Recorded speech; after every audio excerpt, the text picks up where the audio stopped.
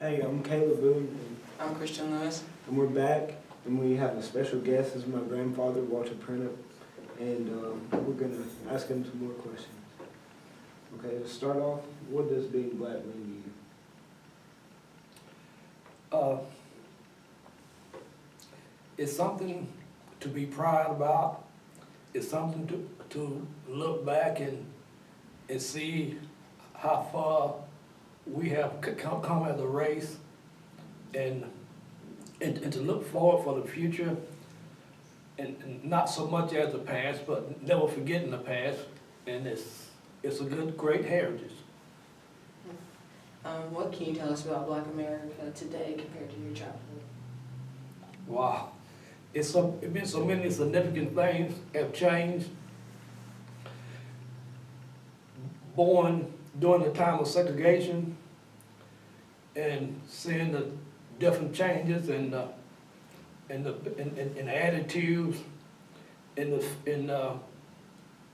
the last 2 years of my high school. I was in an integrated school, and the friends I met during my junior, senior year, they just as close now as they ever have been.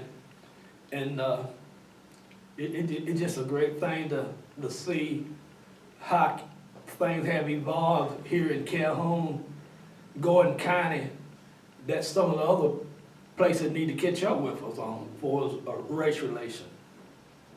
And did you grow up in Calhoun, and racially, how is Calhoun different than it was before?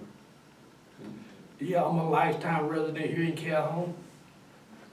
Like I said, the things that other people have experienced in their different towns, we didn't have so much of that.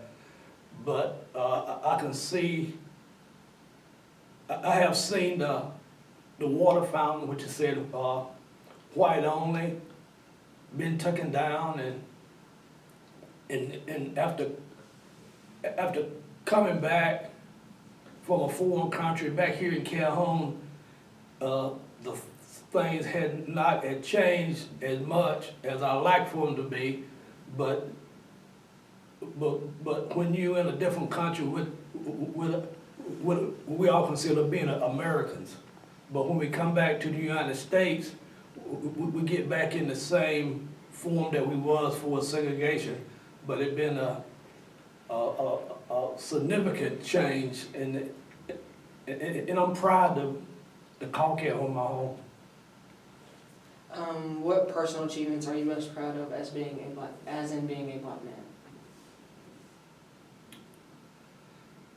Number one, that I have found the Lord as my personal Savior.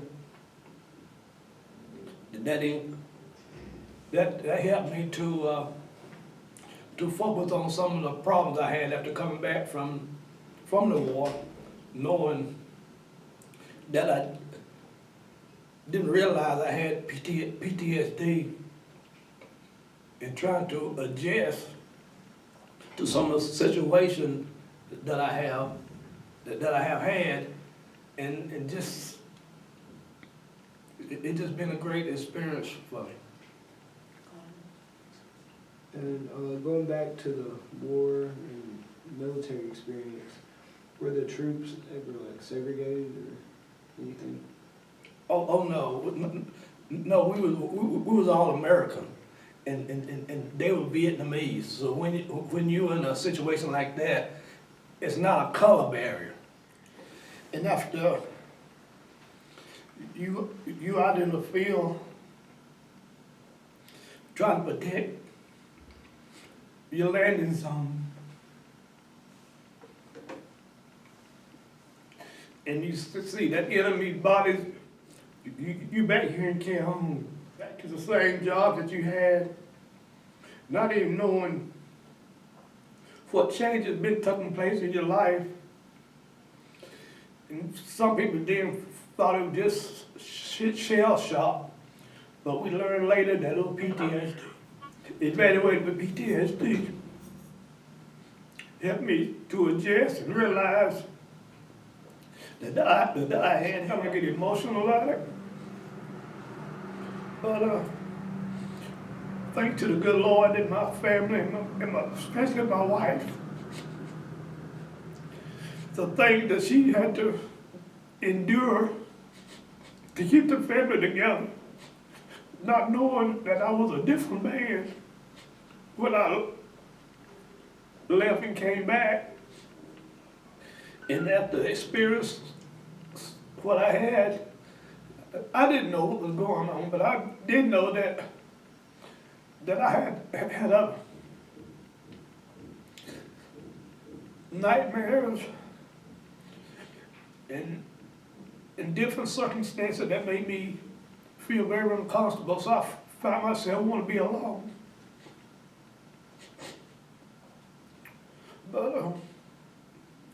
But after I found the help that I needed, I just go on with my life and have a rewarding life. Dr. Martin Luther King gave his speech, his famous speech over 40 years ago. His dream was for all people to be judged by the content of their character and not the color of their skin. Are we there yet? We have come a long ways, and like I said earlier, that after being in a segregated school for the first 10 years, then last 2 years, my junior and senior year, being here at Campbell High School, the friends that I had then was as close then as they are now. And I played football for 2 years, but it was during that time I should have got my letter for football, but I didn't receive it. And last year, during our 50th year school reunion, my classmates pulled together and got the jacket that I was wearing, not because they gave it to me. I earned it, and I was deserving of it, but those times I was just overlooked. But I don't want to dwell on the negative part of it, because that was a great thing they did for me as a classmate, and the character that I hope I presented to them, that we was all friends.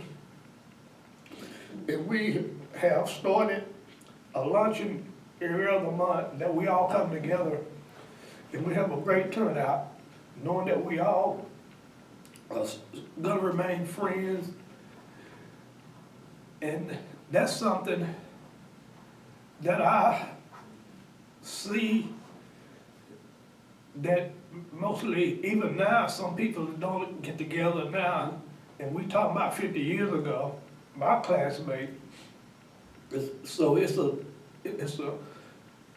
a character thing. If you want to be a friend, you have to show yourself friendly. And that's what I have experienced. And for the jobs and the situation, it's been great. I remember when I was interviewed for my job for the Postal Service, I retired after 33 years. And one of my questions on my interview, I remember him saying, did I hold any animosity that had happened, racially conflicts today? That was in 1983. I told him, no, I was there to work to feed my family. And I think that what really got me the job, because it's not a question of forgetting the past, but you can't live in the past. You always got to look for the future and build on it. What would you like to say to today's young people?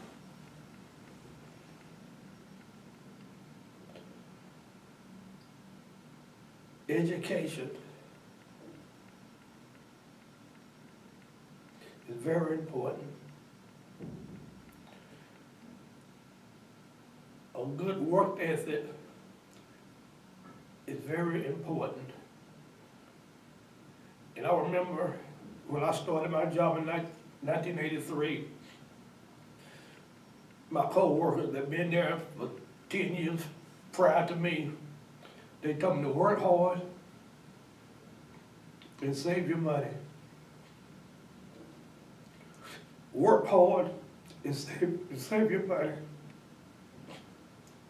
And today, I'm reaping benefits of that. And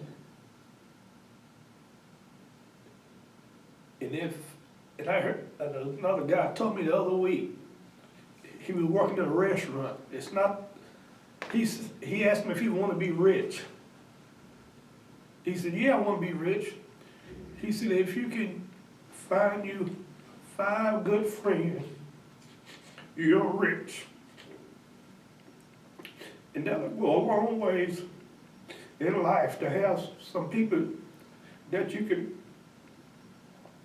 have confidence in, confide in, because you cannot live this life in a shell. You have to reach out to other people and show yourself friendly. And the young people just know that everything is not instant success. You have to work towards it. And eventually, it'll pay off. This is the last question we're gonna ask you. What would you like for your legacy to be for the next generation of Black people? That I gave back what was given to me. I'm a member of the Sheriff Auxiliary, which helped the community out in so many different ways. I'm honored to be on the board of the VAC, which reach out to the community. They help the people in need for shelter, food, and housing. And I'm proud to be a chaplain at our American Legion post. I may have other veterans who have went through and going through the things I have. I can talk to them and show them where they can get help.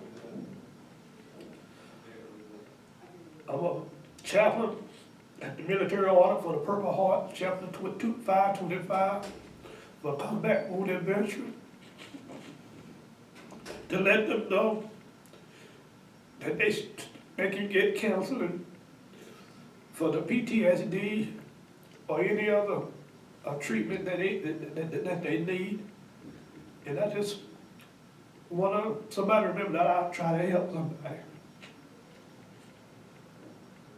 Thank you for your time and sharing.